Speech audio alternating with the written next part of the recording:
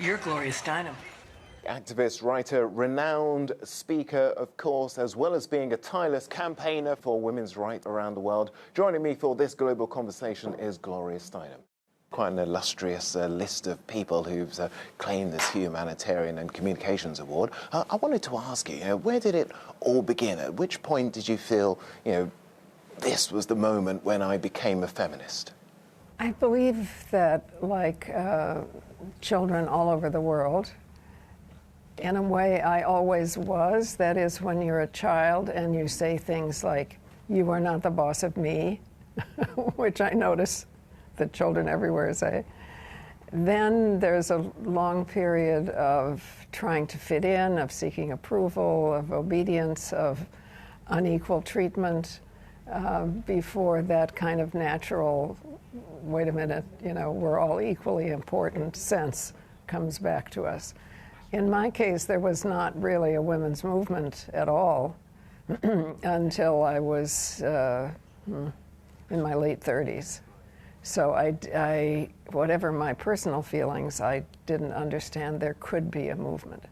How would you describe the changes? Do you sort of feel tired that you've been campaigning for so long? Do you feel that things have changed dramatically or not? No, when I look at such massive facts as very unequal pay or unequal inheritance or inability even to keep one's own name, then I see big injustices with sexism, with racism, with, group biases.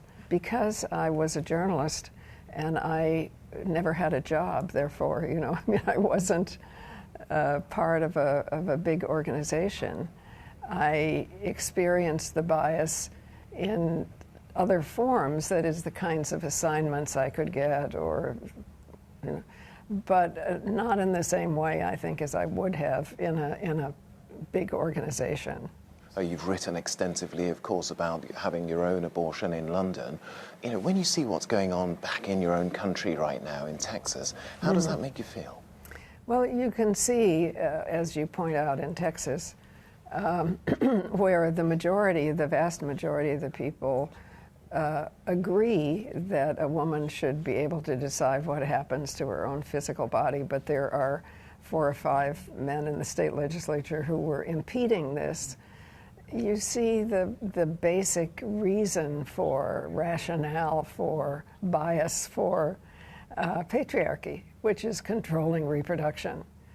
Only women have wombs, and so the desire to, the political need to control women's bodies, the very nature of patriarchy, has been with us from Hitler. I mean, the first thing that Hitler did when he was elected, and he was elected, we should remember, was to padlock the family planning clinics and declare abortion a crime against the state. Actually, it wasn't the papacy who inflicted this, but it was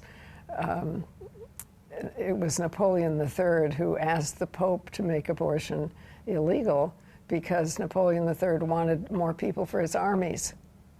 So it has always been evil, pragmatic, and about control, not about religion. I mean, literally not about religion in that case.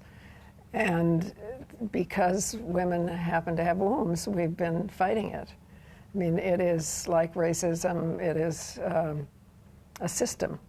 You've described yourself in the past as an eternal dreamer and a hopeaholic, I think is the phrase that you've used. What inspires you these days? And also, what makes you angry?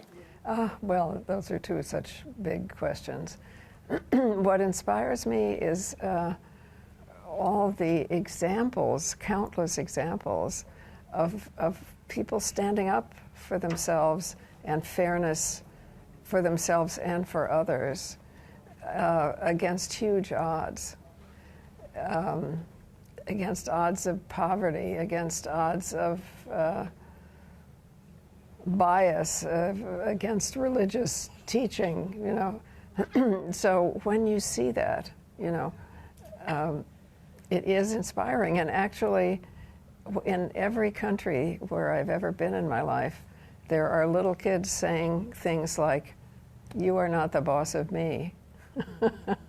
And that just is inspiring in itself. It certainly sounds uplifting. And then what makes you angry when you look at the world then these days? Well, what makes me angry? Do you still have the same fire that you had? We just got rid of a accidental president in the United States named Trump.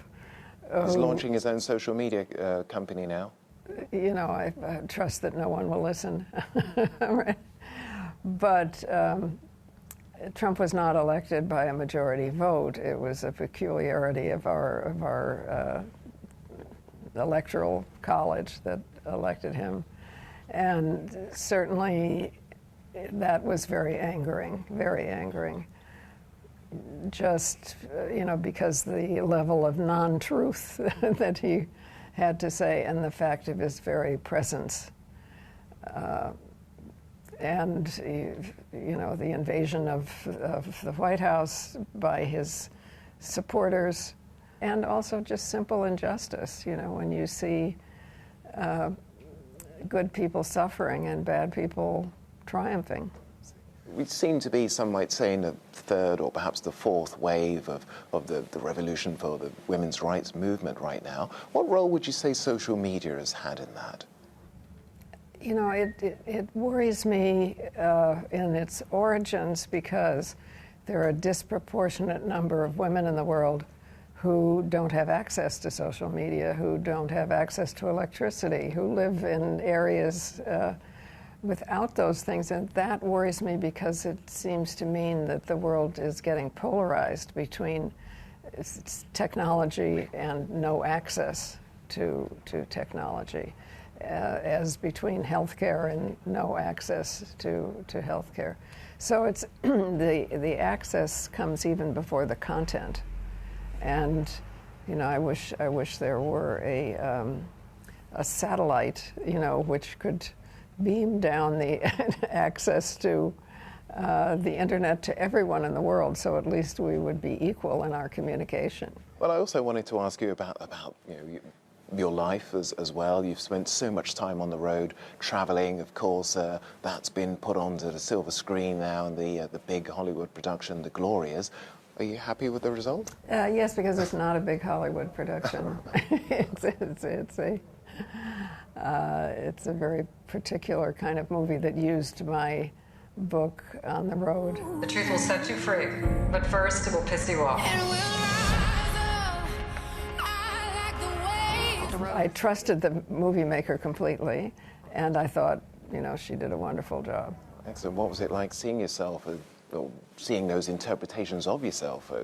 Well, of course, you never see yourself. You know, you always know it's right. Yeah.